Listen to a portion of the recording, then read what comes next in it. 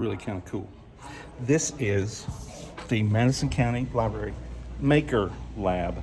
And I don't know if you can see here, but that's what that says. Right there, Madison County Library Maker Lab. Look at this. If I don't break it, check this out. You see that?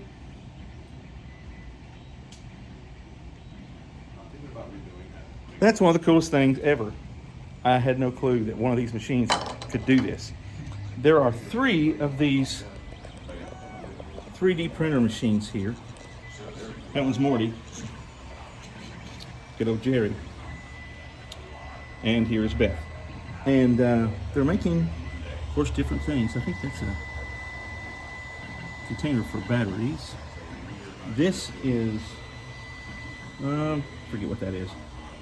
Doesn't really matter what it is. But this is one of the coolest rooms in this entire library.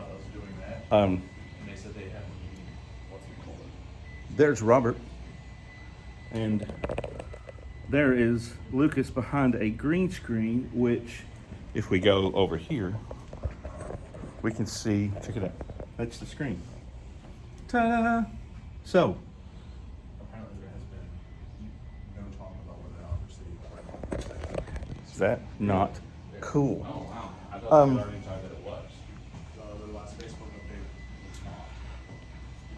Tell me about these machines again. I was in here earlier and we talked, but I want him to explain these machines to you and how you can use them. Yeah, so these machines we have here, these 3D printers, they're Ender 3 model printers, and basically what they're designed to do is allow you to print objects in 3 dimensions. It's kind of a misnomer, the way these machines work. It's actually, it prints in layers, so there's nothing actually 3D about the process. It just does the one-dimensional process over and over and over again until your result is a 3D model. And we have the models we have in here you can use for a variety of knick-knack or repairs for existing products, but the same principles are in use to print houses and rockets at this point. We talked about that earlier and it blew me away that you can, I think, did you say Ford Motor Company has? Yeah, so I think it's Ford. So don't quote me on that, but there is an automaker. I believe it's Ford. They've already 3D printed a functional engine. It was a proof of concept. They did it at the most recent auto show, and it came out functional. And it did work, and they've got it installed in a vehicle for a proof of concept that you can, in fact, 3D print machined parts. So this is the beginnings of what we assume are the beginnings of, which you stated earlier, has been technology that's been around since the 70s? Yeah, so 3D printing technology's been around for a while, but the big part of 3D printing is computer-aided drafting. And so until we got to a place where there were computers in basically every home, there wasn't really a community-based drive to get these kind of machines to a consumer market. So, 3D printing has existed for a long time, so has CNC routers and things of that nature. Computer-assisted production has been around for a while, but it's been only at factory level, effectively. It's just been too expensive to get into. But initially, the initial idea with consumer-based 3D printers was to create a device that is capable of replicating itself. And that was the entire goal, was just to make something that can produce another one of itself. Because if you can make a machine that can make a machine, then you can make machines that can make machines. I mean, it's as simple as that. But so the idea initially was just to create something able to create another one. And it was the RipRap project. RipRap replicators are printers that are available in the market right now, but they are just one of hundreds of designs.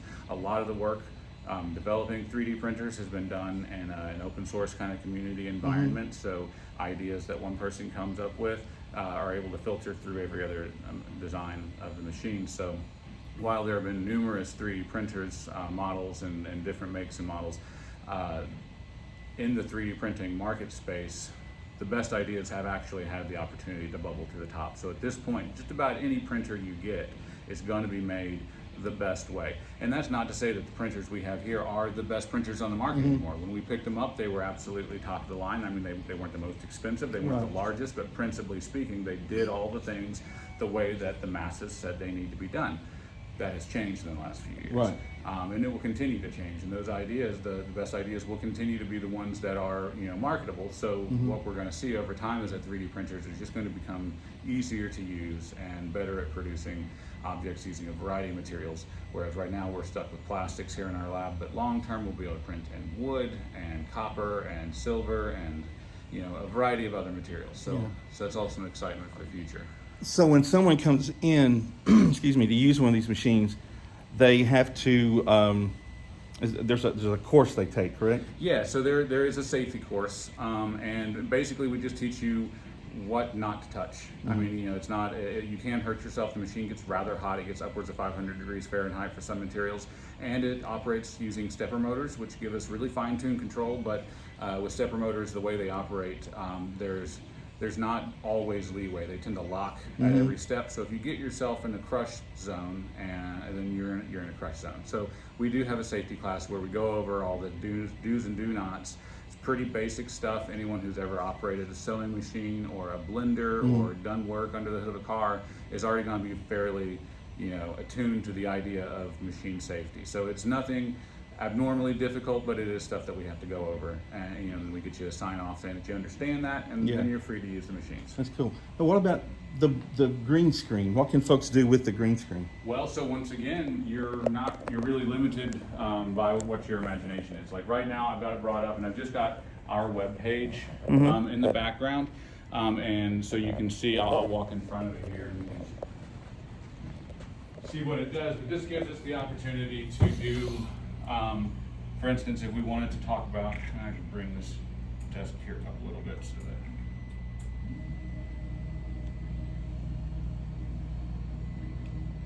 That's awesome.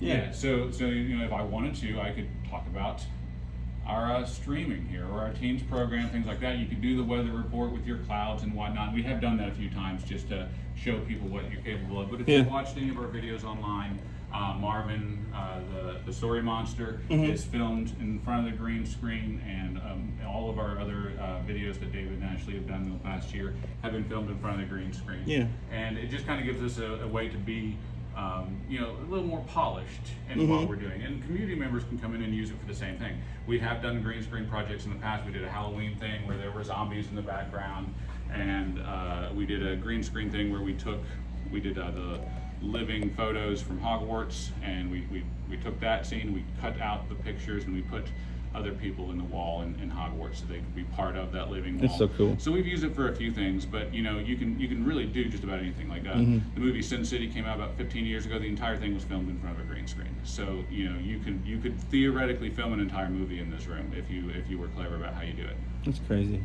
That's awesome. Thank you. Yeah. I appreciate it. So, for youngsters, oldsters that would like to come and check out some of these services, come to the Madison County Public Library here in Richmond on Main Street, and come check out all these things. There's so many new services that they provide, and I think the public isn't totally aware yet. So hopefully that's what we're doing, is we're helping make you aware.